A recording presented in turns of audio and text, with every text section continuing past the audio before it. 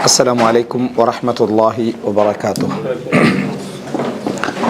إن الحمد لله نحمده ونستعينه ونستغفره ونعوذ بالله من شرور أنفسنا ومن سيئات أعمالنا من يهده الله فلا مضل له ومن يضلل فلا هادي له وأشهد أن لا إله إلا الله وحده لا شريك له وأشهد أن محمدا عبده ورسوله أما بعد. அன்புள்ள சகோதரர்களே, இந்த அருமையான காலை பொழுதிலே அல்லாஹு ரப்புல் ஆலமீன் அல் குர்ஆனிலே சொல்லக்கூடிய ஒரு இறைவன் பக்கம் திரும்பி நடக்கக்கூடிய மனிதர்களுடைய ஒரு படித்தரத்தை பற்றி இந்த இடத்திலே சுருக்கமாக உங்களுக்கு மத்தியிலே ஞாபகப்படுத்தலாம் என்று நினைக்கிறேன். அல்லாஹு ரப்புல் ஆலமீன் அல் குர்ஆனிலே வபஷ்ஷிரில் முஹ்பிதீன் என்று ஒரு வார்த்தை சொல்லுகிறான். அதே போல் அதாவது அல்லதீன ஆமனு வ அமிலு ஸாலிஹாத் வ அஹ்பது லில்லாஹ் அப்படின்ற ஒரு வார்த்தை அல்லாஹு தாலா சொல்கிறான். குர்ஆனிலே அல்லாஹு தாலா இந்த அஹ்பது என்ற வார்த்தையும் வபஷ்ஷிரில் முஹ்பிதீன் என்ற வார்த்தையும் குறிப்பாக இறைவனின் பக்கம் திரும்பக்கூடியவர்களுடைய ஒரு முக்கியமான பண்பையும் ஒரு மனநிலையையும் பற்றி என்ன செய்கிறார் அல்லாஹு தாலா சொல்லி காட்டுகிறான். வபஷ்ஷிரில் முஹ்பிதீன் அப்படி என்று சொன்னால், நீங்கள் முஹ்பிதீன்களுக்கு நன்மாராயம் சொல்லுங்கள், நல்ல செய்தி சொல்லுங்கள், அவர்களுக்கு சுவனம் உண்டு என்று என்ன செய்யுங்கள், அவர்களுக்கு சொல்லுங்கள் என்று அல்லாஹு தாலா சொல்கிறான். ஒபஷ்ஷிரில் முஹ்பிதீன். இப்போ ஒபஷ்ஷிரில் முஃமின்களுக்கு நன்மாராயம் சொல்லுங்கள், அதுபோல் என்ன, அதாவது முஹ்லிஸ்களுக்கு நன்மாராயம் சொல்லுங்கள் என்று அல்லாஹு தாலா சொல்வதை போல அல்லாஹு ரப்புல் ஆலமீன் ஒரு வார்த்தையை அல் குர்ஆனிலே இடம்பெற செய்கிறான் என்று சொன்னால் அது ஒரு முக்கியமான ஒரு இடம். அதில் ஒன்று தான் ஒபஷ்ஷிரில் முஹ்பிதீன். இந்த முஹ்பிதீன்களுக்கு நீங்கள் நன்மாராயம் சொல்லுங்கள் என்று சொல்லக்கூடிய அந்த வார்த்தை. அதே போல் அல்லாஹு தாலா இன்னொரு சூறாவிலே ஈமான் கொண்டு அமல்கள் செய்து அல்லாஹுக்கு இஹ்பாத்து செய்தவர்கள் அப்படின்னு அல்லாஹு தாலா சொல்கிறார். இந்த ரெண்டு வார்த்தையும் நம்ம அல்லாஹ்வின் பக்கம் பயிற்சி எடுக்கக்கூடியவர்கள், இறைவனின் பக்கம் திரும்புவதற்கான போராட்டத்திலே ஒவ்வொரு மனிதனும் அந்த போராட்டத்திலே இருப்பான். ஆக பெரிய ஈமானுடையவராக தன்னை கருதக்கூடிய ஒரு மனிதனாக இருந்தாலும் அவரிடத்திலும் ஒரு போராட்டம், இறைவனின் பக்கம் நான் நிரந்தரமாக நிலைத்து பயணிப்பதற்கான ஒரு போராட்டம் அவருக்கும் இருக்கும். பாவத்தின் உச்சகட்டத்திலே இருக்கக்கூடிய ஒரு மனிதருக்கும் என்ன செய்யும் இருக்கும். ஆனால் எல்லோருமே அதாவது ஒரே படித்தரத்தில் உள்ளவர்கள் அல்ல.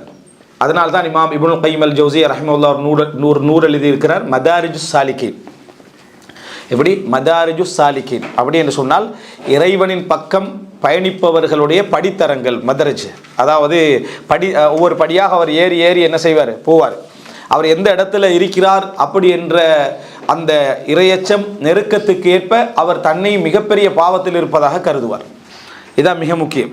நீங்கள் எந்த அளவுக்கு நெருங்குறீங்களோ, இறைவனின் பாதையில் எந்த அளவுக்கு நீங்கள் அல்லாஹ்வின் பக்கம் நெருங்குறீங்களோ அந்த அளவுக்கு நீங்கள் உங்களை பெரும்பாவியாக பார்ப்பீங்க, அந்த அளவுக்கு உங்களை நீங்கள் பெரும்பாவியாக பார்ப்பீர்கள். என்ன காரணம் அப்படி என்று சொன்னால், நெருங்க நெருங்க உங்களுடைய ஈமானுடைய ஒளி அதிகரிக்கும், ஈமானுடைய ஒளி அதிகரிக்கும், இறைவனை பற்றிய அந்த அதாவது ஆசைகள் எதிர்பார்ப்புகள் அதிகரிக்கும். அதிகரிக்க அதிகரிக்க பாவங்கள் உங்களுக்கு வெளிச்சம் போட்டு காட்டப்படும். இதுவும் பாவம்தான், இதுவும் பாவம்தான், இதுவும் பாவம்தான் என்றிருக்கும். இமாம் இப்னுல் ஜௌஸி ரஹ்மத்துல்லாஹி அவர்கள் சொல்கிறார்கள், நீங்கள் ஒரு பாவம் செய்த பின்னால உங்களுக்கு அது பாவம் என்று தெரிகிறது என்று சொன்னால் அல்லாஹு ரப்புல் ஆலமீன் உங்களோட உள்ளத்தில் ஒரு ஒளியை வைத்திருக்கிறான். அல்லாஹு ரப்புல் ஆலமீன் உங்களோட உள்ளத்தில் ஒரு ஒளியை வைத்திருக்கிறான். நீங்கள் ஒரு பாவம் செய்த பின்னால் அது பாவம்னு உங்களுக்கு தெரியலைன்னு வைங்களேன், அல்லது அந்த பாவத்தை நீங்கள் நியாயப்படுத்துறீங்கன்னு வைங்களேன், அந்த இடமெல்லாம் நீங்கள் பார்த்தீங்கன்னு சொன்னால் நீங்கள் ஒரு இருளில் இருக்கிறீங்கன்னு அர்த்தம். அதனால தான் அப்துல்லா பின் மஸ்ஊத் ரலியல்லாஹு சொல்கிறாங்க, ஒரு முஃமினுக்கும் ஒரு முனாஃபிக்குக்கும் இடையில் உள்ள ஒரு வித்தியாசம், ஒரு மூமினுக்கும் ஒரு ஃபாஜிருக்கும் உள்ள கெட்டவனுக்கும் இடையில் உள்ள வித்தியாசம் என்னென்னா, ஒரு ஃபாஜிரை பொறுத்த வரைக்கும் அவன் பாவத்தை எப்படி பார்ப்பான்னு சொன்னால், தன்னை மூக்கிலே அமர்ந்த ஒரு ஈ போல, ஒரு கொசு போல என்ன செய்வான் பார்ப்பான். இந்த அதை அப்படி செஞ்சு விட்ருவான், அவ்வளோதான். அவ்வளோதான் அவருடைய பாவம். அவருடைய பார்வையில் அவர் என்ன பாவம் செஞ்சாலும் ஒரு கொசு இருந்துட்டு போன மாதிரி தான், ஒரு ஈ இருந்துட்டு போன மாதிரி தான். இந்த ரெண்டு சொல்லேன்னு சொல்கிறேன். காரணம் என்ன, இலங்கை பாசையில் ஈ என்று சொன்னால் கொசு, தமிழ்நாட்டு பாசையில் கொசு என்று சொன்னால் அது நுளம்பு, சரியா? அதனால் ரெண்டு அது இதை, அதாவது கொசு என்ற வார்த்தை நம்ம இலங்கை இதில் கொசுக்கு சொல்கிறது, சரி? அது கொசுவை பற்றி அந்த ஹதீஸில் வருது. ஈ என்றதும் ஒரு வார்த்தை, என்னால் மாறி என்ன செய்கிறேன், ரெண்டையும் சொல்லிக்கிறேன். அதான் எனக்கு அதை ஒரே கன்ஃபியூஸ் ஆகும் அந்த சொல்லு, சரியா? இந்த ரெண்டையும் நடைமுறைப்படுத்தி பார்க்குற டைமில். அப்போது எனவே அதாவது அதை ஒரு மூமின் என்ன செய்ய வேண்டாம், தட்டி விட்ட மாதிரி என்ன, ஒரு காஃபிர் வந்து ஒரு தட்டி விட்ட, ஒரு ஃபாஜிர் கெட்டவன் தட்டி விட்டது போல பார்ப்பான். ஆனால் இதே ஒரு மூமின் ஈமான் உள்ளவன் என்ன செய்வான்னு சொன்னால் ஒரு மலைக்கு கீழே இருந்தது போல பார்ப்பான். அந்த ஒரு மூமின் என்ன செய்வான்டா, நான் ஒரு மலையே தன் மீது இடிந்து விழுவோம் அப்படி என்ற பார்வையில் அவன் பார்ப்பான். அப்படின்னு சொன்னால் எங்களது இறைவனை நோக்கி அந்த ஈமானிய பயணம் எங்களை என்ன செய்யும் என்று சொன்னால், எங்களை வந்து நாங்கள் பெரியோரு பாவி என்பதை என்ன செய்யும், உணரச் செய்து கொண்டே இருக்கும். அந்த உணர்வு அவனோட சிந்தனையில் தொடர்ந்து வந்து கொண்டே இருக்கும். நான் மிகப்பெரிய பாவம் செய்கிறேன், மிகப்பெரிய பாவம் செய்கிறேன், ஒவ்வொரு பாவங்களை பற்றிய எண்ணங்களும் அவனுக்கு கூடிக்கொண்டே போகும். ஆனால் எங்களுக்கு இப்படி வருதுன்னு வைங்களேன், நாங்கள் செய்கிற பாவங்கள் மாறல, செய்கிற பிழைகள் மாறல, தவறுகள் மாறல, ஆனால் மார்க்க உரைகளில் உட்கார்றோம், படிக்கிறோம், எல்லாமே செய்கிறோம். இதனால் எங்களோட உணர்வு என்ன சொல்லுதுன்னா, இப்போ அல்ஹம்துலில்லாஹ் நாங்கள் என்ன செஞ்சிட்டோம், மாறிட்டோம், பெரிய அளவிலான பாவங்கள் எல்லாம் இல்லை. மிஞ்சி மிஞ்சி போனால் கொஞ்சம் புறம் பேசுகிறோம், கொஞ்சம் மிஞ்சி மிஞ்சி போனால் தொழுகைகளை கொஞ்சம் விடுறோம், மிஞ்சி மிஞ்சி போனால் குர்ஆனை இப்படி தொழுகை விடுறதை கூட அவரோட பார்வையில் எப்படி வருமெண்டா, மிஞ்சி போனால் ஒரு லுகர் தொழுகையை விட்டுடுறோம், மிஞ்சி போனால் ஒரு அசர் தொழுகிட்டு, மற்றபடி சுபகெல்லாம் ஒழுங்காக டைமுக்கு என்ன தொலைத்தானே செய்கிறேன். இந்த மாதிரியான சிந்தனை போக்குகள் நமக்கு இருக்குமாக இருந்தால் நம்ம அல்லாஹ்வுடைய பாதையில் பயணிக்கல, எத்தனை மஜ்லிஸ்களில் உட்கார்ந்தாலும் சரி, எத்தனை மார்க்க உரைகளை கேட்டாலும் சரி, நெருங்க நெருங்க பாவத்துடைய உணர்வு என்ன செய்யும், பெருத்து கொண்டே போகும். அதனால தான் நிறைய அறிஞர்களுடைய தர்பியா குறிப்புகளை நீங்கள் பார்க்கலாம், ஜுஹுதுடைய குறிப்புகளை பார்க்கலாம், வராவுடைய குறிப்புகளை பார்க்கலாம். ஜுஹுதுனா உலகப்பற்றின்மை, வராண்டா பேணுது. இந்த குறிப்புகள் எல்லாம் நீங்கள் என்ன பார்க்கலாம்னா மத்ரஜிகளாக பிரித்திருப்பாங்க, மதரஜிகளாக பிரித்திருப்பார்கள், படித்தரங்களாக பிரித்திருப்பார்கள். அது போல என்ன செஞ்சிருப்பாங்கன்னா மக்காமாத்துகளாக என்ன செய்வார்கள், முதலாவது மக்காம், இரண்டாவது மக்காம் அப்படின்னு என்ன செஞ்சிருப்பாங்க, பிரிச்சிருப்பாங்க. இப்னு தைமியா ரஹிமஹுல்லாஹ் அவர்களுடைய ஒரு மிக முக்கியமான ஒரு முஜல்லத், ஒரு பாகமாகவே சுலூக்க சொல்வார்கள். சுலூக் என்ன, எங்களுடைய அந்த அன்றாட நடைமுறைகள், எப்படி அந்த இறைவனை நெருங்கக்கூடிய அந்த அணுகுமுறைகளை பற்றி பேசக்கூடிய ஒரு முக்கியமான ஒரு பகுதி அது. இது நம்ம கட்டாயம் தெரிஞ்சு கொள்ளணும். ஏன்னா எல்லோருமே நம்ம என்ன செஞ்சிடறோம் என்று சொன்னால், கலந்த உடனேயே எங்களோட உள்ளத்தில் நம்ம எல்லாரும் ஒன்றுக்குள்ள ஒரு ஈமானில் சமமானவர்கள் போன்ற எண்ணங்கள் எல்லாம் எங்களுக்கு என்ன செஞ்சிடும், ஏற்பட்டுவிடும். அதனால இந்த பகுதியில் வபஷிரில் முஹ்பித்தீன், நீங்கள் முஹ்பித்தீன்களுக்கு நன்மாராயம் கூறுங்கள் என்றது எத்தனையாவது தரத்தில் இருக்குது, அது எத்தனையாவது படித்தரம், ஒரு மூமினுடைய இறைவை நோக்கி பயணிக்கக்கூடிய அந்த படித்தரத்தில் அது எத்தனையாவது படித்தரம் அப்படின்னு பார்த்தீங்கன்னு சொன்னால், பல அறிஞர்கள் வந்து பாவத்தில் இருந்து ஒரு மனிதன் விலகி ஒரு உள போராட்டத்தில் வெற்றி அடையக்கூடிய முதல் தரம் என்று சொல்றாங்க. எப்படி வெற்றி அடையக்கூடிய முதலாவது தரம் அப்படி என்று என்ன செய்யறாங்க, நிறைய அறிஞர்கள் அதை சொல்றாங்க. முதலாவது தரமே அவங்க சொல்லுகிற சிபத்துகளை பார்த்தால் நம்ம முதல் தரத்தில் இல்லையா அப்படி என்று நினைக்கக்கூடிய அளவிலான சிபத்துக்கள் அதுக்கு என்ன செஞ்சுக்கிறாங்க, சொல்லியிருக்கிறாங்க. ஒரு 4-5 அதாவது கட்டங்களை நம்ம தாண்டணும் என்று இருந்தால், அல்லாஹ்வை நெருங்கி போகக்கூடிய போராட்டத்தில் ஒரு 4-5 கட்டங்களை நம்ம தாண்டணுமாக இருந்தால், நம்ம எத்தனையாவது கட்டத்தில் இருக்கிறோம் நம்ம தெரியணுமே. அந்த தெரிகிற இதில் நீங்கள் எடுத்து பார்த்தீங்கன்னு சொன்னால், நம்ம அந்த வஷிரில் முஹ்பித்தீன், இந்த முஹ்பித்தீன்களுக்கு நீங்கள் நல்ல செய்தி சொல்லுங்கள் என்பது முதலாவது தரத்தில் இருப்பதாக என்ன செய்கிறார்கள், சொல்கிறார்கள். அது என்ன முதலாவது தரம், அந்த இஹ்பாத் என்ற அந்த உணர்வு, அந்த சொல் விளக்கம் என்ன அப்படின்னு பார்த்தீங்கன்னா, முதலாவது தரத்துக்கு அவங்க முதலாவது என்ன சொல்றாங்கன்னு புரிஞ்சுக்கணும், விளக்கத்தை தெரிந்து கொள்ளுங்க. முதலாவது தரம் என்ன அப்படின்னு சொல்றாங்கன்னா, ஒரு மனிதன் அல்லாஹ்வுடைய பாதையில திரும்புவதற்கு முயற்சி எடுக்கிற அந்த முதல் கட்டம் இருக்குது, இறைவனது பாதையில இனி திருந்தி வாழணும், 4 நேரம் தொழணும், சோதனைகளில் பொறுமையாக இருக்கணும், மற்றவர்களுக்கு நல்லது செய்யணும், உபகாரம் செய்யணும் என்று எடுக்கக்கூட அந்த முயற்சி இருக்குது. இந்த முதல் தரத்தில் அவனுக்கு 2 விதமான பிரச்சனைகள் அவனுக்கு வரும். ஒன்று என்ன அப்படி என்று சொன்னால் புறக்கணிப்பு, அதை விட்டுட்டு திரும்பிடுவோம், வேண்டாம் என்ற ஒரு இடத்துக்கு என்ன செஞ்சிருவோம், வந்து விடுவோம், தவிர்த்து விடுவோம் என்கின்ற ஒரு எண்ணம் அவனுக்கு என்ன செய்யும், வரும். இன்னொன்று வரும் அவனுக்கு என்ன, கஃப்லா. கஃப்லா என்று சொன்னால் பொடுபோக்குத்தன்மை வரும். இந்த 2 அவனுடைய ஆரம்ப கட்டத்தில் வரும் என்றார். முதலாவது புறக்கணித்து திரும்பிடுறது, தேவையில்லை, ஏன் இந்த போராட்டம் இப்படி என்ற ஒரு புறக்கணிப்பான சிந்தனையோடு அவனுக்கு ஆரம்ப கட்ட போராட்டத்தில் வரும். இரண்டாவது கஃப்லா, கணக்கில்லாமல் இருக்கிறது, கவனமின்மையாக இருக்கிறது, என்னத்துக்கு இப்படி ஒரு போராட்டம். இந்த 2ஐயும் என்ன அவனுடைய சிந்தனையில் வந்து கொண்டிருக்கும். இப்னுல் ஜௌஸி ரஹிமஹுல்லாஹ் அவர்கள் ஒரு நூல் எழுதியிருக்கிறான்னு சொன்னால், அஹ்பாருல் ஹம்கா வல் முகஃபலீன் என்று, மடையர்களதும் முகஃபல் அப்படி என்றால் மந்த புத்தி உள்ளவர்களதும் மந்தர்களதும், என்ன மந்த புத்தின்னு சொல்லக்கூடாது, மந்தர்களதும் செய்திகள் என்று ஒரு புத்தகம் எழுதுகிறார். அஹ்பாருல் ஹம்கா வல் முகஃபலீன், அது இந்த உலக ரீதியாக மந்தத்தன்மையை குறித்து தான் அவர் எழுதுறார். அவர் கூட என்ன சொல்றாருன்னா, ஹுமுக் மடமை அதாவது இந்த மூடர் என்று சொல்றாங்க, அறியாமை இல்லை, மூடர். அதாவது மூடத்தனம் வேறு, மடமை வேறு, அறியாமை வேறு. அறியாமைன்னா ஒன்று நீங்கள் தெரியாமைக்கிறது, தெரிஞ்சால் நீங்கள் அது தெரிஞ்சவராக மாறிடுவீங்க. மடமை மூடத்தனம் எல்லாம் அவர் என்ன சொல்றாருன்னா கரீசா, பிறப்பு என்றார், பிளட்ல ஓடுறது. அதை நீங்கள் எவ்வளவு முறை அவருக்கு விளங்கப்படுத்தினாலும் அது அவருக்கு கொடுக்கப்பட்டிருக்கிறது ஹுமுக், வணங்கிட்டா. அதுக்கு பல காரணம் அல்லாஹ் தஆலா அப்படி வச்சிருக்கலாம், அதை மாற்ற இயலாது. அதை அவரை என்ன செய்யலாம், நீங்கள் எது சொன்னாலும் மாற்ற இயலாது.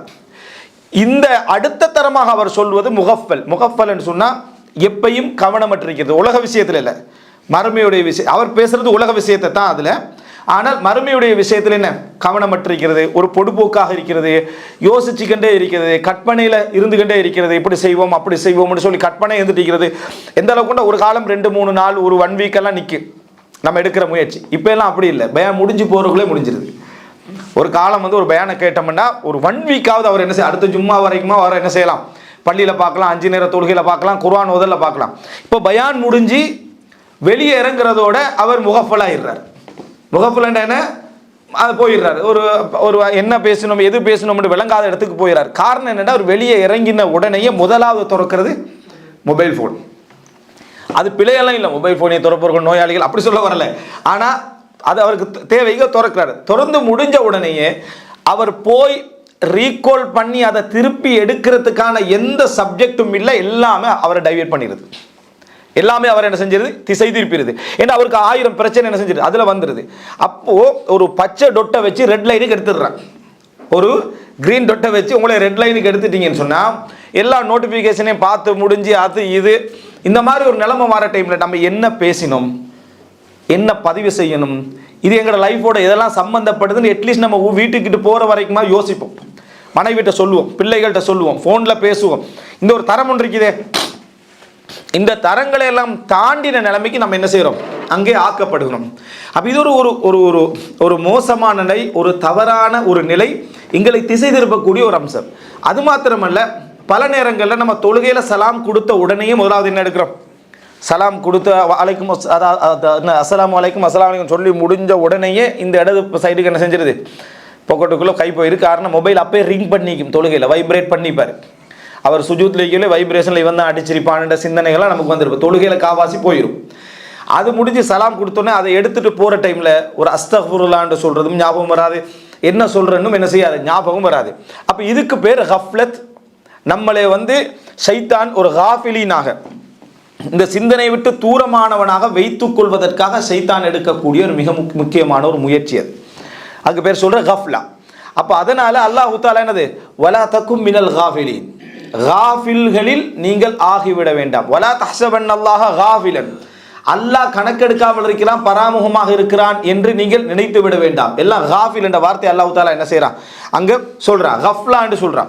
அப்போ இது ஒரு மிக முக்கியமான இடம். முதலாவது இந்த அல்லாஹ்வுடைய பாதையில் பணிக்கணும், இறைவன் பக்கம் திரும்பணும், குர்ஆனை ஓதணும், நல்ல முறையில் வாழணும், பொறுமையாக இருக்கணும், அஹ்லாக் கூட வாழணும், சோதனைகளில் பொறுமையாக இருக்கணும், கெட்ட விஷயங்களில் நம்ம விடுதலை பெறணும் என்று போராட்டத்துக்கு நினைக்கக்கூடியவனுக்கு வரக்கூடிய முதல் 2 நோய்கள் புறக்கணித்து திரும்பி செல்றதும்.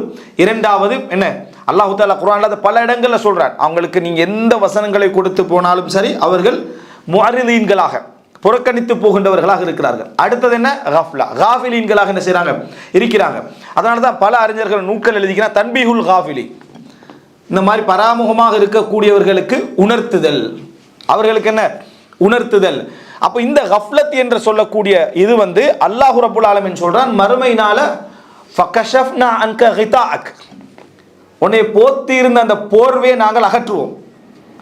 ஃபபஸருக்கல் யௌம ஹதீத், அதாவது இன்றைய தினம் என்ன, உனது பார்வை என்ன செய்யும், மிக கூர்மையாக இருக்கும், மிக தெளிவாக இருக்கும். வபதாலஹும் மா லம் யகூனு யஹ்தஸிபூன், அவர்கள் நினைக்காதவைகள் எல்லாம் அவர்களுக்கு தோன்ற ஆரம்பிக்கும், அவங்களுக்கு என்ன செய்யும், புரிய ஆரம்பிக்கும் என்று அல்லாஹ் தஆலா சொல்றான். இதுக்கு பேர் கஃப்லா. இது மூடிக்கொண்டே இருக்கும், இது கடைசி நிமிஷம் வரைக்கும் உங்களை கொண்டு போய்கொண்டே இருக்கும். இந்த நிலை மிகப்பெரிய ஆபத்தானது. எவ்வளவு பெரிய அழிவுகளை பார்த்தாலும் நம்ம படிப்பினை பெற மாட்டோம், எவ்வளவு பெரிய இழப்புகளை பார்த்தாலும் படிப்பினை பெற மாட்டோம். எந்த அளவுக்குண்டா சோதனையை ஏற்படுத்தி உணர்வதற்கான போராட்டத்தையும் கொடுத்துட்டு அல்லாஹ் இன்னொன்னும் சொல்றான், அவலா யரவுன அன்னஹும் யுஃப்தனூன ஃபீ குல்லி ஆமின் மர்ரத்தன் அவ் மர்ரத்தைன், ஒவ்வொரு வருடமும் ஒரு முறையோ 2 முறையோ அவர்கள் சோதிக்கப்படுகிறார்களே, அதை அவர்கள் பார்க்கவில்லையான்னு கேட்கிறான். எப்படி? ஒவ்வொரு வருடமும் ஒரு முறையோ 2 முறையோ அவர்கள் சோதிக்கப்படுகிறார்கள், அவர்கள் உணர மாட்டார்களா? பின்னரும் அவர்கள் புறக்கணித்து வாழ்கிறார்களே என்று அல்லாஹ் தஆலா சொல்றார். அப்போ அல்லாஹ் தஆலா ஒரு முறையோ 2 முறைன்னு அர்த்தம் என்னென்றா, ஒரு வருடம் ஒரு முறை கொடுக்குறான், இன்னொரு வருடம் என்ன செய்யறான்? 2 முறை கொடுக்குறான். இப்படி ஒரு முறையோ 2 முறையோ சோதிக்கப்படுறாங்க, இருந்தும் அவர்கள் என்ன செய்வதில்லை? உணர்வு பெறுவதில்லை. இன்னொன்றுல கேட்கிறான் அல்லாஹ் தஆலா, அவர்களது பிரதேசங்களிலோ அவர்களுக்கு அண்மித்த பிரதேசங்களிலோ சோதனைகள் ஏற்படுகிறதே, அவர்கள் பார்ப்பதில்லையா, உணர்வதில்லையா என்று அல்லாஹ் தஆலா கேட்கிறான். இதெல்லாம் எதை காட்டுதுன்னு சொன்னா, இந்த முதல் பாதையில மிகப்பெரிய போராட்டம் புறக்கணிப்பும் கவனமின்மையும், அல்லது ஒரு விதமான ஒரு என்னது ஒரு ஒரு கூர்மையின்மையும், ஒரு கஃப்லத்தோடு இருக்கக்கூடிய அந்த தன்மையும் என்று அர்த்தம். இதை நம்ம என்றைக்காவது நமது பயணத்தில், இறைவனை நோக்கி அந்த பயணத்தில் நம்ம உணர்ந்திருக்கிறோமா? அப்படி உணரலை. நம்ம என்ன செஞ்சிடறான்டா ஷைத்தானுடைய மிகப்பெரிய ஆயுதமே என்னன்னு சொன்னால், நீங்கள் ஒரு விஷயத்தில் இறங்கிட்டீங்கன்னா உங்களை திசை திருப்ப முயற்சி எடுப்பான். இல்லைண்டா அதீத திருப்தியை தந்துடுவான். அதில் நீங்கள் ஒன்றிலிருந்து திரும்பணும் என்று ஷைத்தான் நினைச்சான்னு சொன்னால் உங்களை கொண்டு முயற்சி எடுப்பான். அதில் சரி வரலை என்ற ஒரு நிலைமை இருந்தா என்று சொன்னால் ஷைத்தான் என்ன செஞ்சிருவான்னு சொன்னால் உங்களுக்கு அதீத திருப்தி ஒன்று அதில் தருவான். அப்படின்னா நீங்கள் ஒரு பயானில் வந்து உட்காடுறீங்க, உங்களுடைய உணர்வுகளை இப்லீஸ் என்ன செய்வான்னு சொன்னால், ஒரு என்னது ஒரு மகாம் ரூஹானி, ஒரு உயிரோட்டத்தில் உச்சகட்டத்தில் இருக்கிற உணர்வு உங்களுக்கு என்ன செஞ்சிருவான்? தந்துடுவான். ஆனால் கடமைகளை சரியாக செஞ்சிக்க மாட்டீங்க, அன்றைக்கு குர்ஆன் ஓதிக்க மாட்டீங்க, அன்றைக்கு ஒரு சாதாரண ஒரு சுன்னத் தொழுகை தொழுதிக்க மாட்டீங்க, ஒரு காலையில் திக்ர் ஈடுபட்டிக்க மாட்டீங்க, ஒரு விஷயத்தில் பொறுமையாக இருந்திக்க மாட்டீங்க. ஆனால் மகாம் ரூஹானியில் உச்சகட்டத்தில் இருப்பீங்க. எது? உயிரோட்ட சிந்தனையில், அழுகையில், இதுலனா ஒரு உச்சகட்ட ஒரு உணர்வுல இருப்பீங்க. ஆனால் ஒரு பக்கம் குர்ஆன் ஓதுறதுக்கு உங்களுக்கு மலையை தூக்கி என்ன தலையில் வைக்கிற மாதிரி இருக்கும். ஆனால் மகாம் ரூஹானியை தந்துக்கிட்டே இருப்பான். அதனால தான் அல்லாஹ் தஆலா சொல்ற, வமின்ஹும் உம்மியூன லா யஅலமூனல் கிதாப இல்லா அமானி. அவர்களே சிலர் இருக்கிறார்கள், அவங்களுக்கு வேதம் வந்து கற்பனையாக மட்டும், ஆசையாக மட்டும்தான் தெரியும். ஆசை அது மட்டும்தான் தெரியும். அப்போ இந்த தமன்னி, அதாவது ஆசை வைக்கக்கூடிய இந்த உணர்வு இருக்குதானே, இது சில பொழுது எங்களை பிராக்டிக்கலை விட்டு தூரமாக்கி வச்சுக்கும். எப்பயுமே உலகத்தில் நிஜத்தை விட எது பலம்? கற்பனை தான் பலமானது. இது ஒரு அடிப்படை. உலகத்தில் நீங்கள் எந்த ஒன்றை கற்பனை பண்ணினாலும் அதுக்கு கீழே தான் நிஜம் இருக்கும். நீங்கள் யதார்த்தமாக சந்திக்கிற டைமில் அது என்ன செய்யும்? அதுக்கு கீழே தான் நிஜம் இருக்கும். சொர்க்கத்தை தவிர ரசூலுல்லாஹ் சொன்னா வலா ஹத்தர அலா கல்பி பஷர், எந்த ஒரு மனிதனுடைய உள்ளத்திலையும் அது கற்பனை கூட என்ன செஞ்சிருக்காது, வந்திருக்காதுன்னு சொன்னாங்க. எனவே இதை தவிர மற்ற எல்லாமே கற்பனை. எனவே கற்பனை ஒரு முக்கியமான ஒரு இன்வெஸ்ட்மெண்ட், முக்கியமான ஒரு நோய். கற்பனை முக்கியமான ஒரு இன்வெஸ்ட்மெண்ட்டும் தான், முக்கியமான ஒரு நோயும் தான். இந்த கற்பனை உங்களை என்ன செய்யும் என்று சொன்னால், நீங்கள் ஒன்றில் இருப்பதாகவே உங்களுக்கு என்ன செய்யும்? தந்து கண்டே இருக்கும். இது கஃப்லால வச்சுக்கிறதுக்கு ஷைத்தானுடைய மிக முக்கியமான ஆயுதம். ஆனால் கற்பனை யோசிச்சு பார்த்தீங்கன்னா ஒன்றும் செஞ்சிக்க மாட்டீங்க. தஹஜ்ஜுதுக்கு எத்தனை மணிக்கு எழுப்பினீங்க? எலும்பல்ல. ஆனால் அழுதிக்கிறீங்க, யோசிச்சுக்கிறீங்க. சஹாபாக்கட வரலாறுகளை பற்றி என்ன அது நினைச்செல்லாம் பார்த்துட்டு தஹஜ்ஜுதுக்கு எழும்பல, ஆனால் வித்ரு தொழல, சுபோடைய சுன்னத் தொழல, ஜமாத்துக்கு போகல, ஆனால் அழுக. என்னது? ஒரு விதமான ஒரு மயக்கத்திலே என்ன செய்வான்? வேலைக்கு சரியாக போறீங்க, வேலைக்கு என்ன செஞ்சிருப்பீங்க? சரியாக போயிருப்பீங்க. அல்லது வேலைக்கு போகிற நாளில் ஃபஜ்ரில் கட்டாயம் எழும்போன்னு ஆனால் எழுப்பியிருப்பீங்க, லீவு நாளில் எழுப்பிக்க மாட்டீங்க. ஷைத்தானது ஈமானிய பாதைன்னு காட்டிட்டு போயிட்டே இருப்பான். இந்த மாதிரியான சிந்தனை போக்களுக்கெல்லாம் காரண கஃப்லத்துன்னு சொல்கிறேன். நம்ம உணராமல் ஷைத்தான் கொண்டு போகக்கூடிய ஒரு பாதை, உணராமல் ஷைத்தான் கொண்டு போகக்கூடிய ஒரு பாதை என்பதை நம்ம என்ன செய்ய வேண்டும்? புரிந்து கொள்ள வேண்டும். இந்த கஃப்லத்தும் புறக்கணிப்பும், புறக்கணிப்பு எதனால் வருகிறது? இப்போ இந்த கஃப்லத்தை ஓரளவு நான் உங்கள்கிட்ட சொல்லிக்கிறேன். புறக்கணிப்பு எதனால் வருகிறது அப்படி என்று சொன்னால், அந்த இடத்துல புறக்கணிப்புக்கு காரணம் எங்களுக்கு முன்னால் காட்டப்படுகின்ற அந்த செயலை இப்லீஸ் என்ன செய்வான்னு சொன்னால் மிகப்பெரிய பாரமாக காட்டுவான். அல்லாஹ்வை நெருங்கிறதுன்றது பார், எந்த ஒன்றையும் உங்களுக்கு கிடைக்காத மாதிரி காட்டினா புறக்கணிச்சிருவீங்க. மனிதன் இயல்பு என்னண்டா, கிடைக்காது என்றா அதை நம்ம புறக்கணிச்சிருவோம். இப்போ ஒரு சஹாபியோட வரலாறு சொல்கிறோம். இதில் இதை சொல்லுவாங்கன்னு சொன்னால் சில மிசாலியா முன்மாதிரிக்காக சொல்லப்படக்கூடிய சில செய்திகளும் எஹ்பாத்தை உண்டாக்கிறோம், அதாவது மனவீழ்ச்சியை உண்டாக்கும். முன்மாதிரிக்காக சொல்லப்படுற டைமில் சாத்தியமானதை முன்மாதிரியாக என்ன செய்யணும் சொல்லணும். உதாரணமாக உஸ்மான் ரலியல்லாஹு அன்ஹு அவர்கள் ஒரு ரக்காத்திலேயே அந்த ஒரு வசனத்தை ஓதி முழு இரவும் என்ன செய்தார்கள்? தொழுதார்கள் என்ற ஒரு முன்மாதிரி உங்களுக்கு சொல்லப்படுது. யாராவது நம்ம இன்றைக்கு செய்வோம்னு நினச்சிருப்போமா? பெரும்பாலும் 90% நமக்கு சாத்தியமே இல்லாத ஒரு விஷயம். ஒரு ஜுஸு ஒரு நாள் ஃபுல்லாக ஓதுறதே, ஒரு வசனத்தை சுபகு வரைக்கும் என்ன செய்யறது? இரவிலிருந்து ஓதிக்கொண்டிருக்கிறது சாத்தியமில்லை நினைப்போம். உடனே எங்களுக்கு முதல் கட்டமாக சைத்தான் என்ன வந்து சொல்லுவான், சைத்தானுக்கு ஒரு கொத்து வைக்குது, அவன் என்ன சொல்லுவான்னா, நினைச்சாலும் இரவு தொழுகு உனக்கு என்ன சாத்தியம், இரவு தொழுக சாத்தியம் இல்லை, அந்த ஒரு வசனத்தை ஓதி முழு இரவு தொழுகிறது தான் சாத்தியம் இல்லை. ஆனால் அவன்கிட்ட வசியத்தை எதிர்க்கப்பட்டு சொன்னால் நினைச்சாலும் உனக்கு என்ன இரவு தொழுகைலாம் சாத்தியம் இல்லை. இமாம்கள் இப்படியெல்லாம் ஒரே நாளில் என்ன செஞ்சாங்க, முழு குர்ஆனை ஓதி முடித்து இரவை தொழுதார்கள். ஒரு முன்மாதிரியே சொல்கிறாங்க. சஹீஹ் லைவன் ஒரு புற உன்னை உள்ளத்தை என்ன வந்துடும், நம்மளால் என்னது முடியாது. எந்த அளவுக்கு முடியாதுன்னு சிலர் முடியாது என்று ஒதுங்கிக்கிறாங்க. சிலர் அந்த மோதிரவங்க இருப்பாங்களே அந்த குரூப் என்ன செஞ்சிருதுண்டா, இதெல்லாம் சாத்தியமா, ஒரு நாள் அவங்க செஞ்சிக்க மாட்டாங்க என்ன முடிவுக்கு வரா. ஏன் இவனால முடியாதுண்டா, இவன் என்ன நினைக்கிறான்னா மனிதனால முடியாத ஒரு விஷயம் உண்டு, இது அதனால நடந்திருக்காது, இதெல்லாம் பொய்யான செய்திகள் அப்படின்னு அவன் என்ன நினைச்சிட்டான்னா, இமாம்கள் அவனை மாதிரி நினைச்சிட்டான். ரெண்டு பிரச்சனை. ஒன்று அதாவது இமாம்கள்ட்ட இருக்கக்கூடிய முன்மாதிரியில் எங்களுக்கு எதை எடுக்க முடியுமோ அந்த மிசாலியத்தை நம்ம என்ன செய்யணும், நம்ம எடுக்கணும். அப்போ முன்மாதிரிகளில் சிறந்த முன்மாதிரிகளா இமாம்களா, அல்லாஹ்வுடைய தூதரா? அல்லாஹ்வுடைய தூதர் தான். அல்லாஹ்வுடைய தூதர் வாழ்க்கையில் எங்களுக்கு சிம்பிளான முன்மாதிரிகளுக்கு இரவு தொழுகைக்கு ரசூலுல்லாஹ் யாரையும் கஷ்டப்படுத்தலை. கடமையாக ஆகிருமோன்னு சொல்லி வீட்டில் தொலை சொன்னாங்க. அட்லீஸ்ட் 3 வித்திர் தொழுங்கன்னு சொன்னாங்க. தூங்க முந்தியாவது தொழுவிட்டு படுங்கன்னு சொன்னாங்க. அதில் என்ன நிறைய முன்மாதிரியாக பார்ப்பீங்க. ஆனால் இந்த ஒரு சிந்தனையின் காரணம் எங்களுக்கு என்ன வரும்னா, அதெல்லாம் சாத்தியம் இல்லை. ஏன்டா இவருக்கு ஒரு பக்கம் உதவிய சாத்தியம் இல்லை. அப்போ இமாம் முழு குர்ஆனை ஓதினா அந்த ஆளை நினைச்சு பார்க்கலாமா, நினைச்சு பார்க்க இயலாது. அப்போ கண்ணாடி மாதிரி இமாம்கள்ட்ட புக்கை நினைச்சிட்டு சாத்தியம் இல்லைன்னு முடிவுக்கு வருவார். அப்போ புறக்கணிப்பு என்பது மிக முக்கியமான ஒரு இடம். சைத்தான் எங்களை முன்னால உள்ளதை ஒரு மிகப்பெரிய பாரமானதாக காட்டுறது. ரசூல் ஸல்லல்லாஹு அலைஹி வஸல்லம் எங்களுக்கு சொல்லி தந்த மிக இலகுவான வழிகாட்டல் என்ன, அலைக்கும் பிமா துதீகூன், உங்களால் முடிஞ்சதை நீங்கள் என்ன செய்யுங்க. அதனால் ஒரு அறிஞர் சொல்கிறாரு, நீங்கள் ஏதாவது ஒரு நல்ல விஷயம் செய்ய போறீங்கன்னா சின்னதுலேருந்து ஆரம்பிங்க. ஒரு கெட்ட விஷயத்தை விட போறீங்கன்னா பெருசுலேருந்து ஆரம்பிங்க. ஒரு நல்ல விஷயத்தை செய்ய போறீங்கன்னா சின்னதுலேருந்து ஆரம்பிங்க. உடனடியாக இப்போ சிலர் என்ன செய்யணும், ஒரு தொழணும்னு முடிவு எடுக்கிறது, அதோட அவசரமாக 5 நேரமும் முன்பின் சுன்னத்துக்கள் மொத்தமாக எத்தனைக்குன்னு கேட்குறது, ஒரு 12 நஃபிலான தொழுகைகள் அதையும் கேட்டுக்கிறது, வேறவா இன்னும் நிறைய இன்னும் தொழலை சரியா, வேறவா 20 தொழுகை 11 தெளிவான ஆதாரம் இருக்குதா, என்ன இல்லாமல் ஒன்றும் தொழலை.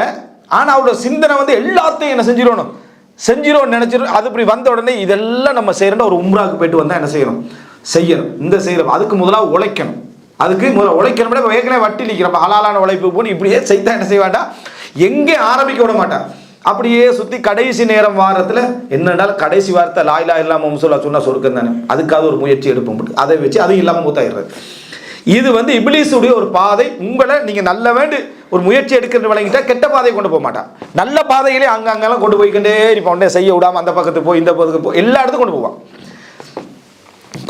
கொண்டு போக நாங்கள் சோர்வடைய ஆரம்பிப்போம். இதுக்கு பேர் புறக்கணிக்க ஆரம்பிப்போம். அப்போ அதனால் சின்னதுலேருந்து ஆரம்பிக்கணும். கெட்டதை விட போகிறோமா பெருசுலேருந்து என்ன செய்யணும், விட வேண்டும் என்று சொல்கிறாங்க. அதே போல் ரசூல் ஸல்லல்லாஹு அலைஹி வஸல்லம் உங்களால் முடிந்ததிலிருந்து நீங்கள் என்ன செய்யுங்க, அலைக்கும் பிமா துத்தீகூன். எந்த அளவுக்கு ரசூல் ஸல்லல்லாஹு அலைஹி வஸல்லம் மார்க்கத்தை பாரமாக பார்க்கக்கூடிய செயல்பாடு காட்டக்கூடிய இமாம்களை எல்லாம் கண்டிச்சிக்கிறார். பள்ளி இமாம்களை, மஸ்ஜிதுடைய இமாம்களை, இன்ன மின்கும் முனஃபிரீன், இந்த மார்க்கத்தை விட்டு ஓடச் செய்கின்றவர்கள் உங்களிலே இருக்கிறீர்கள் சொன்னாங்க. நீளமாக தொழுவிக்கிறத பார்த்து, அவங்களுக்கு தொழ முடியாமல் போகிறத பார்த்து, இன்னும் மின்கும் முனஃபிரீன், உங்களிலிருந்து மார்க்கத்தை விட்டு வெறுண்டோட செய்யக்கூடியவர் இருக்கிறீர்கள் அப்படின்னு இடத்த ரசூலுல்லாஹ் சைத்தானுடைய சதியை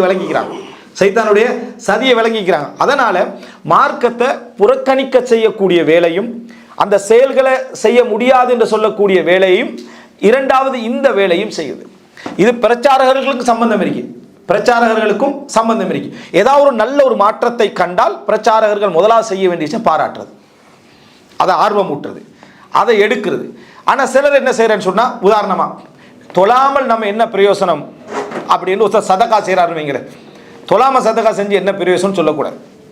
அவன் சதக்கா செய்கிறான்டா, சதக்கா செய்கிற சிறப்பான விஷயம், இதோடு உங்களுக்கு தொழுகையும் இருந்தால் என்ன செய்யும், எவ்வளோ சிறப்பை இப்படி தான் கொண்டு வரும். தொழாமல் சதக்கா செஞ்சு என்ன பிரயோசனம், அப்போ சதக்கா உங்களுக்கு தொழுகை விட என்ன செய்யக்கூடாது, சொல்லக்கூடாது. பாவம் செஞ்சு தௌபா செஞ்சு என்ன பிரயோசனம், என்ன பாவத்தை விட்டுருவான், தௌபாவையும் விட்டுருவான்.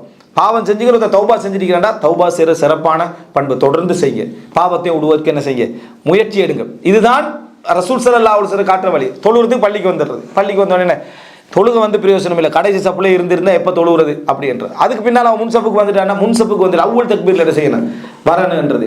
இப்படி அந்த ஒவ்வொரு கட்டமாக கொண்டு போய் அவன் சலாம் கொடுத்து போய் என்ன பிரயோசனம், முன்சப்பில் தொழுது எல்லாம் செஞ்சு திடீர்னு என்னமோ கஷ்டத்தில் பெரிய ஒரு போராட்டத்தில் இருக்கிற மாதிரி எழும்பி ஓடிடுறது. அவன் அதுக்கு பிறகு நிற்கிறான். சுண்ணத்து 2 ரக்காத் தொழுதுட்டு போனால் என்னன்னு கேட்குறது. இப்படியே ஒரு மனுஷனை என்ன செய்யக்கூடாது, ஒரு மெத்தடில் எல்லாமே செஞ்சுட்டு அவன் சொல்கிறது காட்டுறதுக்கு தொழுதுட்டிக்கிறான்றது, காட்டுறதுக்கு தொழுதுட்டிக்கிறான்றது. இது சைத்தான் எங்களை உள்ளத்துக்கு பாரமாக்கக்கூடிய சில விஷயங்கள் தான். இந்த ரெண்டையும் நீங்கள் மனசில் எடுத்துட்டீங்கன்னா இதில் வெற்றி பெறுவதைத்தான் அறிஞர்கள் முஹ்பிதீன்கள் என்றார்.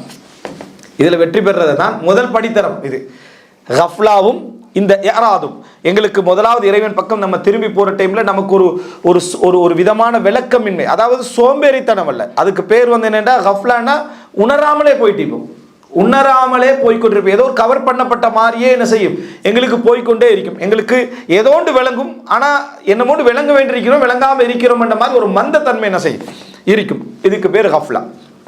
அடுத்தது இப்லீஸுடைய இந்த கஃப்லாவிலே யாராதிலே ஒரு மிக முக்கியமான விஷயம் என்ன, இப்லீஸுடைய மிக முக்கியமான ஆயுதங்கள்ல உண்டு உங்களுக்கு ப்ரெசண்ட்டை தவிர மற்ற எல்லாம் ஞாபகப்படுத்துவோம். ஹாதிரில் நீங்கள் இருக்கிற நேரத்தில் உங்களுக்கு அந்த நேரத்தை தவிர மற்ற எல்லாத்தையும் ஞாபகப்படுத்துவோம். இது மனிதன் இயல்புலையும் உள்ளது தான். நம்ம இப்போ இருந்துட்டு இருக்கிற நேரத்தில் நமக்கு என்ன ஞாபகம் வரும்னா, போன உடனே என்னென்ன வேலையெல்லாம் குயிக்காக செய்யணும் ஞாபகம் வரும். ஆனால் அங்கே போய் பார்த்தோம்னா அப்படியெல்லாம் ஒன்றும் செய்ய போகிறதும் இல்லை, ஒன்றும் இல்லை. அந்த இடத்துல நம்ம இல்லை தொழுகிற டைமில் பாருங்கள், பல ஆயிரம் ஞாபகங்கள் என்ன செய்யும் எங்களுக்கு வந்துகிட்டு இருக்கும். இந்த வேலைகளை செஞ்சு இப்லீஸ் எங்களை ஒரு கஃப்லத்தில் வச்சு கொண்டிருப்பான். அதுபோல் என்ன, அதாவது புறக்கணிப்பில் வைத்து கொண்டிருப்பான். இந்த ரெண்டும் புறக்கணிப்பு வருவதற்கான காரணம் என்ன, பிரதானமான காரணம் எங்களுக்கு முன்னால் செய்யக்கூடிய செயல்களை நாங்கள் மிகப்பெரிய ஒரு செயலாக என்ன செய்கிறது பார்க்கறது, அந்த மிசாலியத்தோட மோத போகிறது. மிசாலியத்தோட மோத போகிறதுன்னா பெரிய ஒரு முன்னுதாரணம் உள்ள ஒருவரோட நானும் அது மாதிரி ஆக போறேன் போனால் விரக்தி என்ன செய்யும் வரும். இது நீங்கள் நினைக்க வேண்டாம், மார்க்க ரீதியாக மட்டுமண்டு கல்வி ரீதியாகவும் தான். யாராவது ஒரு புள்ள 100 மொழியில் தேசிய கீதம் படிக்கிறான் அப்படின்னு ஒரு டிவியில் போட்டுருவான். அந்த பிள்ளை இவருக்கு உதாரணம் காட்ட, பிள்ளைக்கு நம்மளை படிக்கிற பிள்ளைக்கு காட்டி பாத்தியா 100 மொழியில் என்ன செய்கிறாவே நீரு நாளையிலிருந்து என்ன செய் 100 மொழியில் தேசிய கீத பாடமாக்கண்டு இவன் ஆக்கிடுறது. இது முதல் வேலை என்ன செய்யணும், அவன் கல்வி விட்டு வெளியே போகிறதுக்கு முதல் காரணம் இதான்.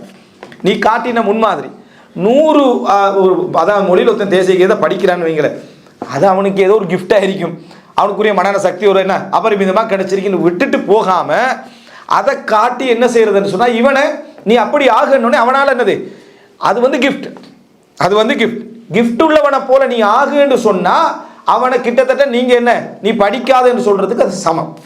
உனக்கு அல்லாத அந்த திறமைப்படி நீ படி. இதுதான் நம்ம அவருக்கு கொடுக்க வேண்டிய ஒரு அம்சம். இது இல்லாமல் முன்மாதிரியோட மோத போகின்ற விஷயங்களும் நம்மளை புறக்கணிக்க செய்யும், திரும்பி வர செய்யும், அந்த பாதையிலேருந்து என்ன திரும்பி வர செய்யும். எனவே அன்புள்ள இந்த ரெண்டை எடுத்துக்கிட்டீங்கன்னா வபஷிரில் முஹ்பிதீன் என்றதுல முதலாவது மக்காமாக முஹ்பிதீன்கள் இந்த மக்காமில் தான் இருப்பாங்க. இது ரெண்டையும் தாண்டி இருப்பாங்க. தாண்டினால் அவர்களுக்கு என்ன சிஃபத்துக்கள் ஏற்பட்டிருக்கும். இமாம் இப்னுல் கைம் அல் ஜௌசியா ரஹிமஹுல்லாஹ் அவர்கள் இதை விளங்கப்படுத்துகிறார். இதை ஒருவர் அதாவது ஒரு போராட்டம் அடைந்து தாண்டி விட்டார். இப்போ அவங்களுக்கு ஒரு சிந்தனை வரலாம், எவ்வளோ காலத்துக்கு தான் என்ன செய்யறது போராடுறது அப்படின்னு. போராட்டம் மௌத்து வரைக்கும் முடியாது. அதுக்கு காரணம் இப்லீஸ் சாக மாட்டானே, அவன் என்ன செய்ய மாட்டான், சாக மாட்டான். ஏன்னா அவன் அவகாசம் கேட்டிக்கிறான், மறுமை வரைக்கும் அவகாசம். அதனால் போராட்டம் என்ன செய்யாது, முடிய போகிறது இல்லை. அதை அல்லாஹ் தஆலா அவனை பார்த்து சொல்கிற டைமில் என்ன சொல்கிறான், வஸ் அல் ஹன்னாஸ் என்றான். ஹன்னாஸ் என்றான்னு சொன்னால் போகிறதும் வாரதும். ஃபலா உக்ஸிமு பில் அதாவது ஹுன்னஸ் அல் ஜவாரில் குன்னஸ். குர்ஆன்ல அல்லாஹ் தஆலா சொல்கிறான் ஃபலா உக்ஸிமு பில் ஹுன்னஸ், நட்சத்திரங்களை பற்றி சொல்கிறான். அப்படின்னா தோன்றி மறையக்கூடிய நட்சத்திரங்களுக்கு தான் ஹுன்னஸ் என்று. அதான் ஹன்னாஸ். இங்கே ஹன்னாஸ்ன்னு சொன்னால் ஹன்னஸ் என்ன போகிறதும் அவன் அப்படியே தான் இருப்பான், போவான் வருவான். அவனுக்கு ஒரு டைம், அவனுக்கு ஒரு டைம், இது அவன் தந்து கண்டே தான் இருப்பான். இதன் காரணமாக உங்களுக்கு என்ன சொன்னால் உங்களால் போராட்டத்தில் நிறுத்த முடியாது. ஆனால் போராட்டத்தில் இப்லீஸுக்கு நம்பிக்கை இழப்பை செய்ய முடியும். இப்லீஸுக்கு என்ன செய்யலாம், நம்பிக்கை இழப்பை என்ன செய்யலாம், செய்து விடலாம். ரசூலுல்லாஹ் எப்படி சொன்னாங்க, நம்பிக்கை இழப்போட உச்சகட்டத்தை உமர்லாம் பார்த்து என்ன சொன்னாங்க, நீங்கள் எந்த ஒரு பாதையால் நடந்தாலும் சைத்தான் அந்த பாதையை என்ன செஞ்சிடறான், மாற்றி இன்னொரு பாதையில் போகிறான். இப்போ நம்மளோட நிலைமை எப்படிங்கன்னா, சைத்தான் அந்த பாதையை தூக்கி நம்ம ரோட்டுக்கு வந்துடுறான், போறானா அந்த ரோட்டுக்கு மாதிரி லேசாக எடுத்துடலான்ட்டு. இப்லீஸ் உமர் ரலியல்லாஹுடைய பாதையிலிருந்து அடுத்த பாதைக்கு போயிடுறானா. ஏன், உமர் ரலியல்லாஹு கண்ட உடனே அவனை நம்பிக்கை இழந்துட்டான். இப்லீஸ் என்ன செஞ்சிட்டான், நம்பிக்கை, அந்த ஆசை, அந்த உள்ளத்தில் உள்ள அந்த இதை இப்லீஸ் என்ன செஞ்சிட்டான், கண்டுட்டா. இதனால் அவன் நம்பிக்கை இழந்துட்டான். இந்த போராட்டம் இருந்து கொண்டே இருக்கும். ஆனால் சைத்தானுக்கு நம்பிக்கை இழக்க செய்யக்கூடிய அளவிலான போராட்டம் இது. அந்த போராட்டத்துடைய மக்காம் தான் ஒவ்வொரு கட்டமாக உங்களுக்கு என்ன செய்யும், அது வந்து கொண்டே இருக்கும். உங்களுக்கே விளங்கும், எனக்கு இப்போ சில விஷயங்கள் லேசாகிவிட்டது, உங்களுக்கு என்ன செய்யும்? விளங்கும். எனக்கு சில விஷயங்கள் இலகுவாகிவிட்டது, மிச்சமே நான் சிம்பிளாக இப்போ இதை செய்கிறேன் என்றது அல்லாஹ் தஆலா உங்களுக்கு இலகுபடுத்தார். சில நேரங்களை ஒதுக்கி ஒரு நல்ல ஒரு இல்முடைய மஜ்லிஸில் உட்கார்றதுன்றது சிட்டு விலங்கு போட்டு சங்கிலி போட்டு உட்கார வைக்கிற மாதிரி சில நாட்களில் இருந்திருக்கு. ஆனால் சில நாட்கள் என்ன செஞ்சிருமோனா அதுக்கு பின்னால் அது ஒரு இன்பமான ஒரு இடமாக என்ன செய்யும், அது உங்களுக்கு மாறும். இது போல அந்த மாற்றங்களை நீங்கள் கண்டுகொண்டே வருவீர்கள். அப்படி கண்டுகொண்டு வருகிற நேரத்தில் உங்கள்கிட்ட என்னென்ன சிஃபத்தெல்லாம் ஏற்படும், இந்த முஹ்பித்தீன்களுடைய சிஃபத்து அதுதான். இதில் இந்த தப்பிட்டாங்கன்னா இந்த முஹ்பித்தீன்களுடைய சிஃபத்து அதுதான் அப்படின்னு சொல்கிறாங்க. அதில் மிக பிரதானமான சிஃபத்து எது அப்படின்னு சொன்னால், அவர்களை பொறுத்த வரைக்கும் யாருக்கும் அநியாயம் இழைக்க மாட்டார்கள். அல்லதீன லா யظலிமூன், யாருக்கும் என்ன செய்ய மாட்டாங்க, அநியாயம் இழைக்க மாட்டார்கள். வ இதா ظுலிமு லா யன்தஸிரூன், அநியாயம் இழைக்கப்பட்டால் அந்த அநியாயத்துக்கு பழி தீர்க்க மாட்டார்கள் அப்படின்றான். எப்படி? அவர்கள் யாருக்கும் அநியாயம் இழைக்க மாட்டார்கள், அநியாயம் இழைக்கப்பட்டால் லா யன்தஸிரூன், அவர்கள் பழி தீர்க்க மாட்டார்கள். ஆனால் அல்லாஹ் தஆலா குர்ஆன்ல அதாவது அவர்களுக்கு பகை ஏற்பட்டால் ஹும் யன்தஸிரூன், அவர்களுக்கு பழி தீர்ப்பார்கள் என்று அல்லாஹ் தஆலா சொல்றார். அவர்களுக்கு அதாவது பழி தீர்ப்பார்கள் என்று அல்லாஹ் தஆலா சொல்லுகிறான். ஆனால் அது எப்படிப்பட்ட ஒரு சொன்னால் அத்துமீறல், சமூக ரீதியான அத்துமீறல், இது போன்ற விஷயங்கள் அங்கே என்ன செய்ய சொல்லப்படுகிறது. இதில் என்னன்னு பார்த்தீங்கன்னா, தனிப்பட்ட ரீதியாக அவங்க என்ன செய்ய மாட்டாங்க. அல்லாஹ் தஆலா ஒரு மூமின்கிட்ட சிபத்தை சொல்கிற டைமில் அவர்களுக்கு பகை அத்துமீறல் ஏற்பட்டால் அவர்கள் யன்தஸிரூன், பழி தீர்ப்பார்கள் வருது. அது எப்படிப்பட்ட பழி தீர்ப்புண்டா, சமூக ரீதியான ஒரு அதாவது ஒரு இஸ்லாத்துக்கு ஒரு களங்கம் வரக்கூடிய அமைப்பிலான விஷயங்கள் அல்லாஹ் தஆலா அங்கே சொல்கிறான். மற்றபடி தனிப்பட்ட ரீதியாக அவர்கள் என்ன செய்ய மாட்டாங்கடா, லா பாருங்க, அல்லதீன லா யظலிமூன், அநியாயம் இழைக்க மாட்டார்கள். வ இதா ظுலிமு லா யன்தஸிரூன், அநியாயம் இழைக்கப்பட்டால் அவர்கள் பழி தீர்க்க மாட்டார்கள். இந்த சிபத்து முஹ்பித்தீன்களுடைய ஆரம்ப நிலையில் வரக்கூடிய ஒரு சிபத்து என்றாங்க. அந்த உணர்வு தானா வந்துடும். அப்படின்னா நம்ம நினைக்கப்படாது நம்மளுக்கு கோபமே வராது, அப்படி அதெல்லாம் அர்த்தம் இல்லை. கோபமெல்லாம் வரும். கோபம் வராமல் இருக்கக்கூடிய அம்சம் இருக்குதே, இதை நம்ம நினைச்சிடக்கூடாது. அதீத கோபம் இல்லை, அதீத ஒருத்தருக்கு எடுப்பில் எப்போ பார்த்தாலும் எதுக்கு எடுத்தாலும் கோபம் வந்துட்டு இருக்கிறது நல்ல குணம் அல்ல. ஆனால் கோபம் வராமல் இருக்கிறதும் அவ்வளோ என்னது பொருத்தம் இல்லை. கோபம் எதுக்கு கூட வருமெண்டா ரெண்டு விஷயத்தால் வரும். ஒன்று எதனால் வருமெண்டா, இயல்பிலேயே அவற்றிருக்கக்கூடிய உடல்நிலை, கேரக்டர், அமைப்பு, அதனாலே வரும். இன்னொன்று என்னன்னு சொன்னால் இல்மால வரும். எந்த அளவுக்கு நீங்கள் நல்ல கூர்மையாகிறீங்களோ அந்த அளவுக்கு உங்களுக்கு என்ன செய்யும், கோபம் வரும். ஏனண்டா இவன் என்ன செய்ய போறான்னு விளங்கிடும். விளங்கின உடனே அவன்கிட்ட பேசுறத கேட்கறது உங்களுக்கு பொறுமைக்காது. ஒருத்தர் உங்களுக்கு ஒரு 5 நிமிஷமா ஒரு விஷயத்தை விளங்கப்படுத்திட்டார். ஆனால் உங்களுக்கு அவர் எடுப்பிலேயே இவர் இதைத்தான் சொல்ல போறாருன்னு உங்களுக்கு விளங்கிடும். பொறுமையே உங்களுக்கு இருக்காது. அபு தய்யிப் அல் முத்தனப்பி சொல்றார், துல் அக்லி யஸ்கா பி அக்லிஹி வதுல் ஜஹாலத்தி என்னாமு. அக்ல் உள்ளவன், சிந்தனை உள்ளவன் வேதனையில் உழுவுறதே அறிவால தான். அவன் வேதனையில் உழுவுறது என்ன, அறிவால. சுஃபியான தௌரி சொல்றார், குல்லம் இஸ்தத்து இல்மன் இஸ்தத்து அலமா. அறிவு அதிகரிக்க அதிகரிக்க எனக்கு வேதனை அதிகரிச்சு சென்றார். அறிவு அதிகரிக்க அதிகரிக்க வேதனை அதிகரிக்குது. அறிவு குறைய குறைய வேதனை குறையும். வேதனை குறைஞ்சா நல்லதுதான்ட்ட, நல்லது. ஆனால் மந்தம், அது என்ன மந்தமான ஒரு நிலையை. அது மட்டுமல்ல விளங்காது, எதுவும் உங்களுக்கு என்ன செய்யாது. நீங்கள் அநியாயம் இழைக்கப்பட்டிருக்கிறதே உங்களுக்கு விளங்காது. நீங்கள் அநியாயம் இழைக்கப்பட்டிருக்கிறதே விளங்காது. உங்களே ஒரு இந்த நிலை அல்லாஹ் ஈமானுக்கு சொல்லலை. இப்போ ரசூல் ஸல்லல்லாஹு அலைஹி வஸல்லம் சொன்னாங்க, அல் முஃமினு கிர்ருன் கரீம் வல் ஃபாஜிரு ஹிப்புன் லஈம். ஒரு முஃமின் ஏமாறக்கூடிய தன்மையில் உள்ளவன். ஒரு முஃமின் ஏமாறக்கூடிய தன்மையில் உள்ளவன். இது எதனால் உள்ள ஏமாற்றம் தெரியுமா? விளங்காம ஒன்றும் புரியாம அந்த ஏமாற்றம் அல்ல. அவனுக்கு எல்லாம் விளங்கி இருக்கும். அல்லாஹ்வுக்காக தாங்கடவன் கேட்டிப்பான், அல்லாஹ்வுக்காக இங்கே செய்யுங்கன்னு சொல்லியிருப்பான். அறிவை ஒரு சைட்டில் வச்சிருவான். அவன் வச்சுட்டு அல்லாஹ்வை சொல்லிட்டா நம்ம கொடுத்துருவோம், அல்லாஹ்வை சொல்லிட்டா நம்ம செஞ்சிருவோம்.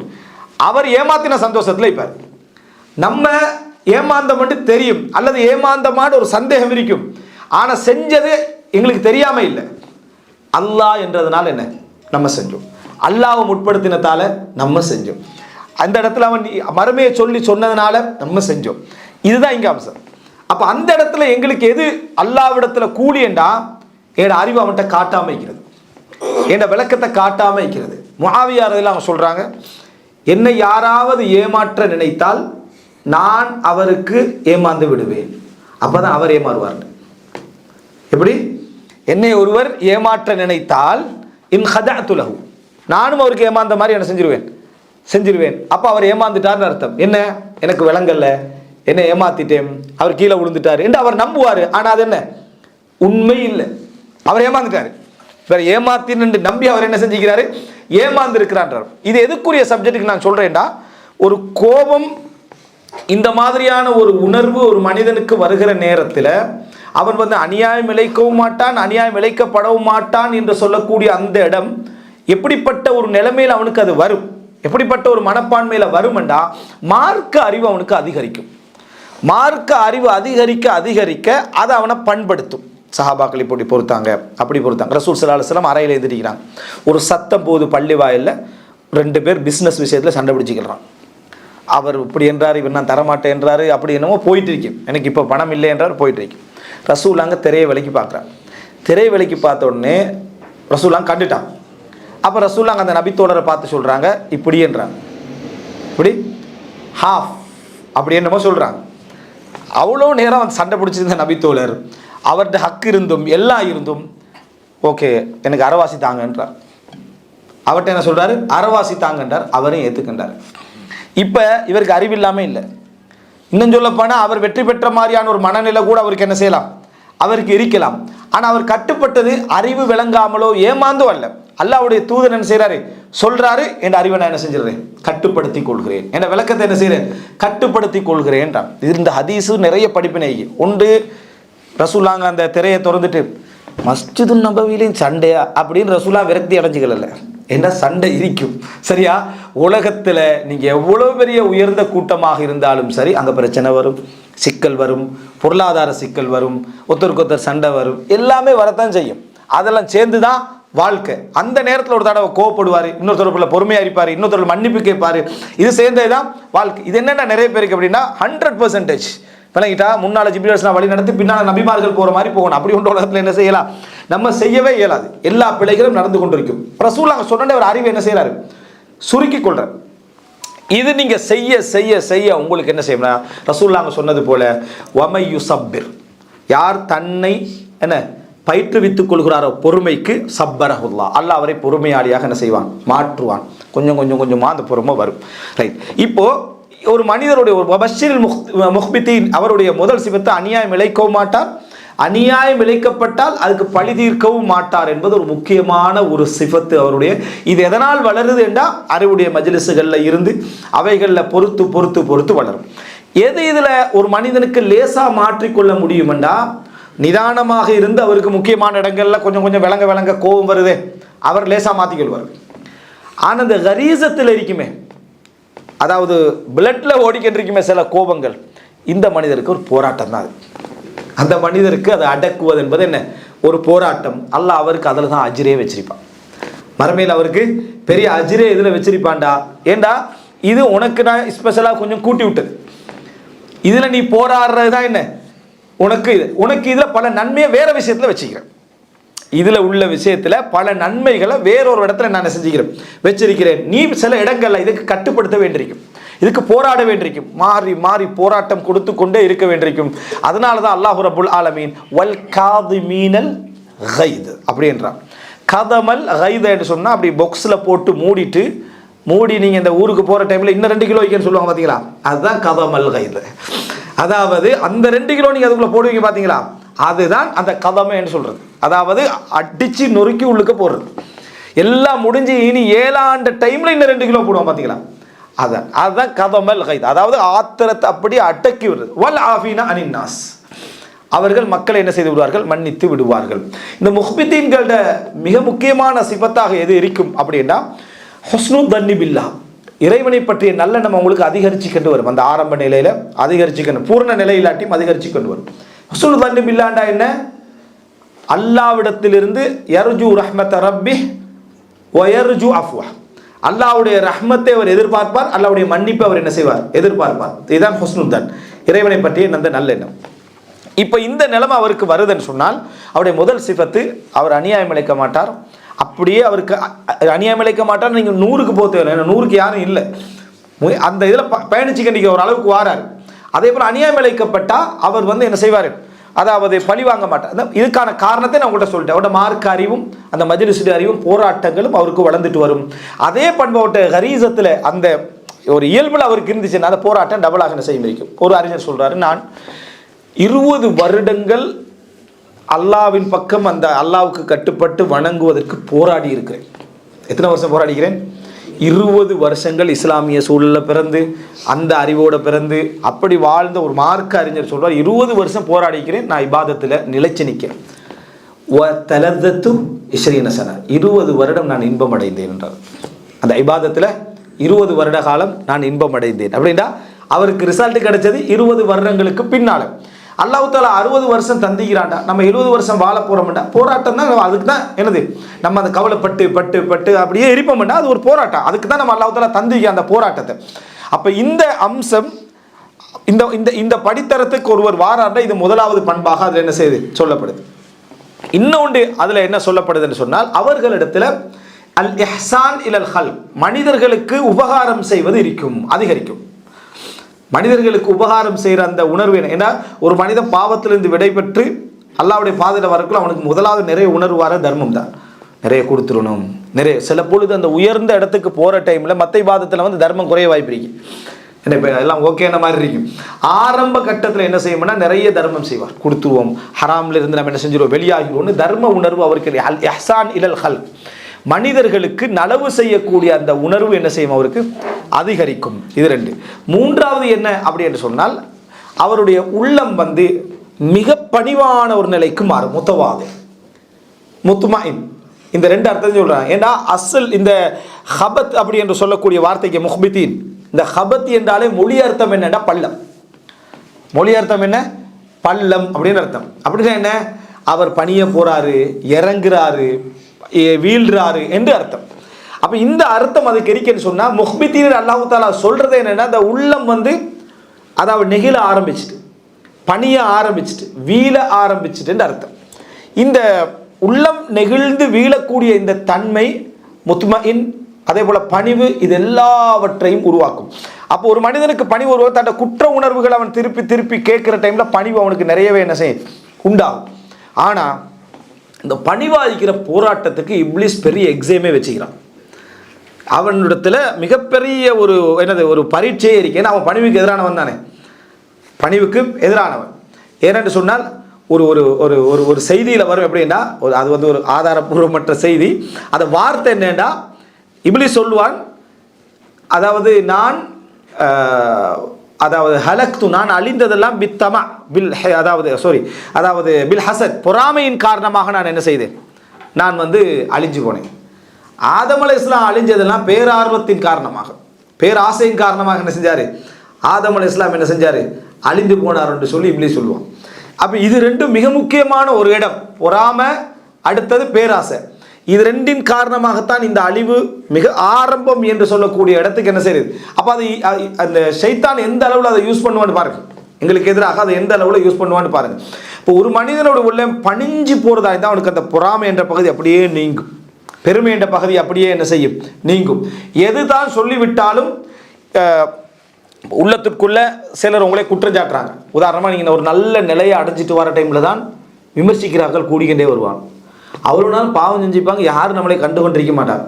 திருந்தி நல்லா வாழணும், ஒழுக்கமாக வாழறது என்ன பெருசாக அவர் திருந்தி வாழ்கிறாரு, அவரோட ஃபேமிலியை பாருங்கள், அவரோட குடும்பத்தை பாருங்கள். அப்படி என்ற சந்தர்ப்பத்தில் நீங்கள் டிஃபெண்ட் பண்ணுற இடத்துக்கு என்ன செய்வீங்க, வருவீங்க. அது வந்து உங்களை நல்லவராக காட்டுவதற்கான ஒரு முயற்சியை நீங்கள் எடுக்க ஆரம்பிப்பீங்க. இது வரவே கூடாது. முத்தவாதியாக இருக்கணும். அல்லாஹு தாலா அதாவது ஒரு மனிதனுக்கு நிறைய நலவுகளை கொண்டு வந்து சேர்க்க வேண்டும் என்று நாடிவிட்டால் கஸ்ஸர அஅதாஹு, அவனுடைய எதிரிகள் எல்லாம் அதிகப்படுத்தி விடுவான். அவனுடைய எதிரிகள் எல்லாம் அதிகப்படுத்திடுவான். காரணம், ஒவ்வொருத்தரும் உங்களுக்கு புறம்பேச ஆரம்பிப்பாங்க. அதெல்லாம் உங்களுக்கு பதிஞ்சுக்கிட்டு இருக்கும். உங்களுக்கு எதிராக வளர வளர நீங்கள் இறைவன் பக்கம் போக போக உங்களோட பயிற்சி என்ன செய்யும், ஆரம்பிக்கும். எனவே இந்த இடத்துல மிகவும் நம்ம கவனமாக இருக்க வேண்டிய இடம் என்னன்னா, நம்ம பணிவு என்பது என்ன செய்யும், அந்த இடத்துல நமக்கு உருவாகும். இந்த பணிவு என்ற தன்மை அல்லாஹ் தஆலா பல இடத்துல உங்களுக்கு உணர்த்துவான். அரபில் ஒரு பழமொழி சொல்லுவார்கள், அதாவது குல்லு ஷைஇன், அதாவது லிகுல்லி ஷைஇன் இதா தம்ம நுக்ஸானு ஃபலா யுகர்ர பிதீபில் ஐஷி இன்சானு. எந்த ஒன்று பூரணமானாலும் அது குறைய ஆரம்பிக்கும். இது ஒரு காயிதை, நீங்கள் அது உலகம், மறுமை, குடும்பம் எல்லாத்தோடய சேர்த்துக்கங்க. எந்த ஒன்று உங்களுக்கு கம்ப்ளீட் ஆகிட்டா அடுத்து என்ன கொட்டிடும். கம்ப்ளீட் ஆகிட்டா என்ன செய்யும்? கொட்டிடும். நிறைஞ்சா கொட்ட ஆரம்பிக்கும். ஃபுல் சந்தோஷமாக இருக்கிறீங்கன்னு சொன்னால் ரைட்டு. நம்ம வந்து அதாவது கொஞ்சம் கொஞ்சமாக என்ன நம்மளோட பாதிப்புக்களை நம்ம என்ன செய்கிறோம், அடைய போகிறோம், ரெடி ஆகிட்டுக்கிறோம். இன்னும் ஆள் உஸ்ரி உஸ்ரா, கஷ்டத்துடன் இன்பம் இருக்கிறதுண்டா இன்பத்துடன் கஷ்டம் இருக்குதுன்னு வழங்கிக்கிறோம். அதை மட்டும் எடுத்துக்கிறது என்ன, கஷ்டத்துடன் என்னது இன்பம் இருக்குது அப்படின்னா இன்பத்துக்கு போகிற கஷ்டம் வராதுன்னு அர்த்தம் இல்லை, அது போகிற இன்னொரு துன்பம் என்ன செய்யுது வரப்போகுதுன்னு எடுத்துடணும். அப்போ எனவே இந்த ஒரு மனநிலைக்கு நம்ம வந்துட்டோம்டா இந்த பணிவு என்று சொல்லக்கூடிய அந்த நிலை அவர்கிட்ட என்ன செய்யும், பஷரில் முஹ்பித்தீன் என்றது பணிவான உணர்வுகளை அவர்கள் கொண்டு வர ஆரம்பிப்பார்கள், அவர்கள்ட்ட வளர ஆரம்பிக்கும். அவர்கள்ட்ட அந்த சிந்தனை என்ன செய்யும். இமாம் இப்னு தைமியா ரஹிமஹுல்லா அவர்களை கடுமையாக வாழ்நாளில் எதிர்த்த அவர்களுக்கு அவதூறு சொன்ன ஒரு எதிரி மரணித்த செய்தியை ஒரு மிகப்பெரிய அறிஞர் அவர்கிட்ட போய் சொல்கிறார். அவர் மஜ்லிஸில் உட்கார்ந்து திக்கரில் ஈடுபட்டு கட்டிக்கிறார். சொல்கிறார், இப்படி ஒரு ஆள் மௌத்தாகிட்டான்னு சந்தோஷமாக சொல்கிறார். நம்ம அப்படிப்பட்ட மாணவர்களை தானே நம்ம சில நேரத்தை உருவாக்க நினைப்போம். நமக்கு சார்பாகும் இப்னு தைமியா அதெல்லாத்தையும் புறக்கணித்து எழும்பினார். எழும்பி அவருடைய ஜனாசால போய் என்ன செஞ்சார், கலந்து கொண்டார். அந்த இடத்துல என்ன செஞ்சார், தண்ட பணிவையும் தண்ட அகலாக்கையும் காட்டினார். காரணம், அல்லாஹ் ரப்புல் ஆலமீன் அந்த இடத்துல பார்ப்பது நம்முடைய உள்ளத்தை. நீ பெருமை அடிக்கிறியா அல்லது என்னை பெருமைப்படுத்துகிறாயா, என்னால் உனக்கா என்று தான் அல்லாஹ் தாலா என்ன செய்வான் பார்ப்பான். ஏண்டா அல்லாஹ் தாலா என்ன சொல்லி காட்டுறான்னா, உங்களிடத்தில் அதாவது இருக்கக்கூடிய எந்த நிஅமத்தாக இருந்தாலும் ஃபமின் அல்லாஹ் வமா பிக்கும் மின் நிஅமத்தின் ஃபமின் அல்லாஹ், உங்கள்கிட்ட இருக்கக்கூடிய எந்த அருளாக இருந்தாலும் சரி அது அல்லாஹ்விடம் இருந்து வந்த ஒன்று தான். அதனால நம்ம அந்த இடத்துல பணிவாதை உண்டாக்கிட்டே இருக்கணும். எவ்வளவு பெரிய இடத்தை நம்ம அடைந்து விட்டாலும் சில பொழுது அந்த இடத்தை உணராத ஒருத்தர் என்ன செய்வார், உங்களை மட்டம் தட்டிடுவார். நீங்களாம் பெரிய ஆளா அப்படின்னு கேட்டுருவாரு. நம்ம வந்து அந்த இடத்துல பணிவாக இருந்துட்டு அவர் போன பிறகு அவன் கேட்ட கேள்விக்கு நமக்கு 4 வார்த்தை சொல்லிக்கலாம் தான், இருந்தாலும் அல்லாஹ்வுக்காண்டி பணிவாயிருந்தேன்னா இது பணிவே இல்லை.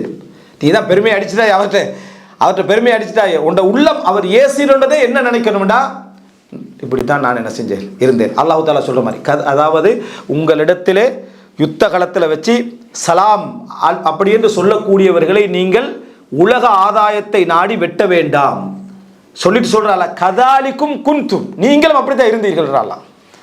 நீங்களும் அப்படித்தான் இதுக்கு முன்னால இருந்தீங்க, காபிர்களாக இருந்தீர்கள், அல்லாஹ்வை நிராகரித்தவர்களாக இருந்தீர்கள். அவர்கள் சமாதானத்துக்கு வர டைம்ல நீங்க லஸ்த மூமினா என்று சொல்லி என்ன செஞ்ச வேண்டாம், மூமின் அல்ல என்று சொல்லி நீங்கள் அவர்களை எதிர்க்க வேண்டாம். நீங்களும் அப்படித்தான் இருந்தீர்கள். ஃபமன் அல்லாஹு அலைக்கும், அல்லாஹ் உங்களுக்கு அருள் செஞ்சு தான் நீங்க என்ன செஞ்சுக்கிறீங்க, இங்க வந்துக்கிறீங்க. அப்ப இதெல்லாம் மிக முக்கியமான ஒரு இடம். ஒரு அடியான் தன்னிடத்துல அந்த பணிவை இவைகளை வர்த்துக்கூடும். 4வது ஒரு சிஃபத்தாக சொல்லக்கூடியது அஸ்ஸப்ரு அலல் மசாயிப், சோதனைகளை பொறுக்கக்கூடிய தன்மைகள் என்ன செய்யும் அங்கே ஆரம்பிக்கும். இது ஏன் இந்த தரத்துக்கு சொல்லிக்கிறாங்கடா, இதுல வந்து இப்ப நீங்க சில யோசிக்கலாம், சோதனையை பொறுக்கிறது எல்லா மூமின்கிட்டே சிஃபத்து தானே அப்படின்னு நினைக்கலாம். இல்லை, ஒவ்வொன்றுக்கும் ஒரு மக்காம் இருக்கும். நீங்க ஒரு கஷ்டம் வந்தா பொறுத்து கொள்றீங்க, இது ஒரு நிலை. ஒரு கஷ்டம் வந்தால் அதை நீங்க பொறுக்கிற விதத்துல 4 தரம் இருக்கு. கஷ்டத்தை கவலையா பார்த்து பொறுப்பீங்க. அட கடைசி நிலை என்ன தெரியுமா, கஷ்டத்தை இன்பமா பார்த்து பொறுப்பீங்க. கஷ்டத்தை இன்பமாக பார்த்து பொறுப்பீர்கள், இது கடைசி நிலை. இந்த இடத்துக்கு வாரதுக்கு ஒரு ஈமானியுடைய அந்த ஒரு போராட்டம். அல்லாஹ் தாலா ஒரு சோதனை தருகிற நேரத்திலேயே ரப்புடைய ஒரு ஈமானிய அடையாளம்னு உங்களுக்கு விளங்கும். நிச்சயமா இது அல்லாஹ்வுடைய சோதனை, எனக்கு ஒரு கிஃப்ட், எனக்கு ஏதோ ஒன்று அல்லாஹ் தாலா சொர்க்கத்தில் என்ன செஞ்சுக்கிறான் வச்சிக்கிறான். ஏன்னா இன்ன ரஜுல் அல யகூன் லஹு இன்தல்லாஹி மன்சிலா ஃபலா யப்லுஹு அமலுஹு இய்யா, அல்லாஹ் தாலா ஒரு மன்சிலத்தை சொர்க்கத்தில் ஒருத்தனுக்கு வச்சிருப்பான். அவனுடைய அமல் என்ன செய்யாது, கொண்டு போய் சேர்க்காது. ஃபலா யஸாலுல்லாஹு யப்தலிஹி பிமா யக்ரா ஹத்தா யுபல்லிகஹு இய்யா, அல்லாஹ் தாலா அவன் வெறுக்கக்கூடிய விஷயத்தை கொண்டு அவரை சோதித்துக் கொண்டே இருப்பான். அதில் அவர் பொறுத்ததன் காரணமாக சொர்க்கத்தை கொடுக்கின்ற வரைக்கும். எனவே ஒரு மனிதன் சோதனையில பொறுக்கிறது முதல் தரம், சோதனையையே அவர் ஒரு இன்பமாக பார்க்கிறது இன்னொரு தரம். எனவே இந்த 2 கடையில சில மகாம்கள் என்ன செய்து நம்ம போராட வேண்டிய விஷயங்கள் இருக்குது. எனவே அன்புள்ள சகோதரர்களே, உபஷ்ஷிரில் முஹ்பிதீன், அதாவது இந்த நேரடியாக நம்ம சொல்லக்கூட உள்ளத்தால் நெகிழ்ந்த பணிந்த மனமுடையோருக்கு நன்மாராயம் கூறுங்கள். உள்ளத்தால் நெகிழ்ந்த பணிந்த ஒரு மனிதருக்கு என்ன செய்யுங்கள், நீங்கள் நன்மாராயம் கூறுங்கள் என்பதுதான் அவருடைய மொழி அர்த்தம். என்றால் ஹபத் என்று சொல்றது பணிவையும் அதாவது ஒரு தாழ்மையும் பள்ளத்தையும் என்ன செய்யும் அது குறிக்கும். எனவே ஒரு மனிதன் இந்த நிலைக்கு ஆரம்பிச்சிட்டான்னா இந்த 2 சிவத்தும் போயிடும். எந்த 2 சிவத்தும் புறக்கணிச்சு போறதும் ஒரு அதாவது ஒரு மந்தமான ஒரு நிலையில் இருக்கக்கூடிய, உணராத நிலையில் இருக்கக்கூடிய இந்த ரெண்டும் என்ன செஞ்சிடும், போய்விடும். எனவே இந்த அடிப்படையில் நம்ம இருப்போம் என்று சொன்னால், அடிக்கடி இந்த விஷயத்தில் நம்ம உணர்வதற்காக நம்ம அடிக்கடி கேட்க வேண்டிய ஒரு முக்கியமான துவா, ரப் இஷ்ரஹ்லி சத்ரி, இஷ்ரஹ்லி சத்ரி, என்ற உள்ளத்தை யா அல்லாஹ் விரிவுபடுத்துவாயா.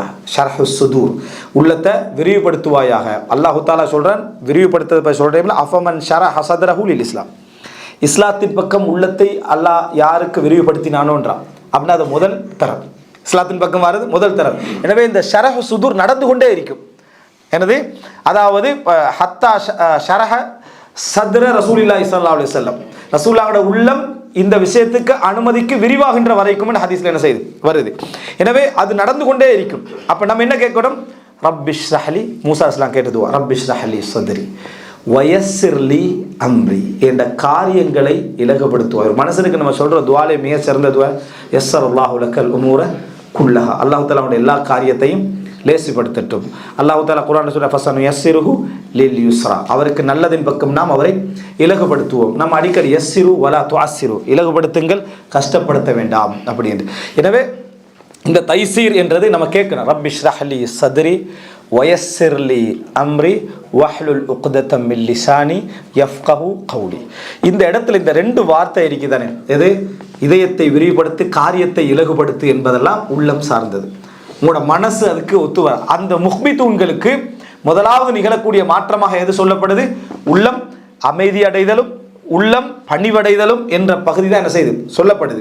இதான் மொழி அர்த்தமே, பிரதானமான மொழி அர்த்தமே அதுதான் என்றா அந்த இடத்துல இருந்து ஆரம்பிக்கிறடா, எங்களுக்கு உள்ளத்தில் என்ன செய்யணும், விரிவு ஏற்படுத்த வேண்டும். அல்லாஹ் ரப்புல் ஆலமீன் அல்லாஹு தாலா சொல்லக்கூடிய ஒவ்வொரு வார்த்தைகளிலும் ஆழமான அர்த்தங்கள் என்ன செய்யும் இருக்கும்.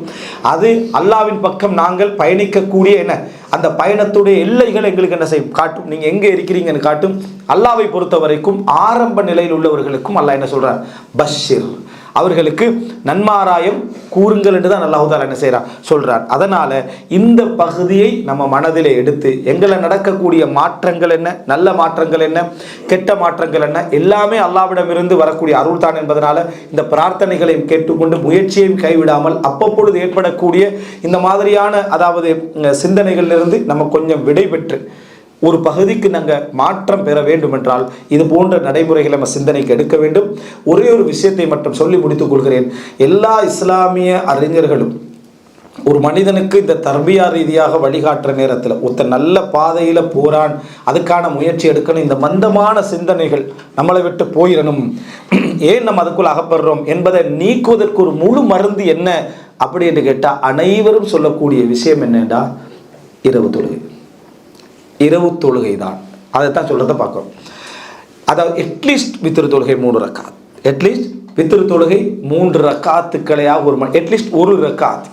முஆவியாரெல்லாம் 1 ரக்காத் தொழுவார்கள், ரசூலுல்லாஹ் அப்படி தொழுறதை பார்த்ததுனால. எனவே ஒரு மனிதன் அந்த மாதிரியான ஒரு அந்த வித்தருடைய அந்த இது வாரது ரசூல் ஸல்லல்லாஹு அலைஹி வஸல்லம் அவருடைய மார்க்க பணிக்கும் முதல் கடமையாக இதுதான் என்ன செஞ்சது வந்துச்சு. ஃபதஹஜ்ஜது பிஹி நாஃபிலத்தன் குமில் லைல இல்லா கலீலா யா அய்யுஹல் முஸம்மில், எல்லாமே என்ன அதாவது இரவுலேருந்து எழுப்புவர் என்ற அந்த உணர்வை தான் அல்லாஹ் தஆலா சொல்றான். அது மாதிரி முதல் விஷயமாக எல்லாருக்குமே எல்லா அறிஞர்களும் சொல்லக்கூடிய இந்த ஒரு மந்தமான சிந்தனை நம்ம தூரமாகிறோம், எங்களை அதை உணரச் செய்யக்கூடிய விஷயம் எது அப்படின்றா, அனைவரும் தூங்கக்கூடிய நேரத்தில் வன்னாசு நியாம், அனைத்து மனிதர்களும் தூங்கக்கூடிய நேரத்தில் நீ எழும்பி தொழக்கூடிய அந்த தொழுகை நீ அத்தனை பேரை விட நீ கஃப்லத்திலேருந்து என்ன செய்கிறாய், வெளியே வருகிறாய் என்பதற்கான அடையாளம்.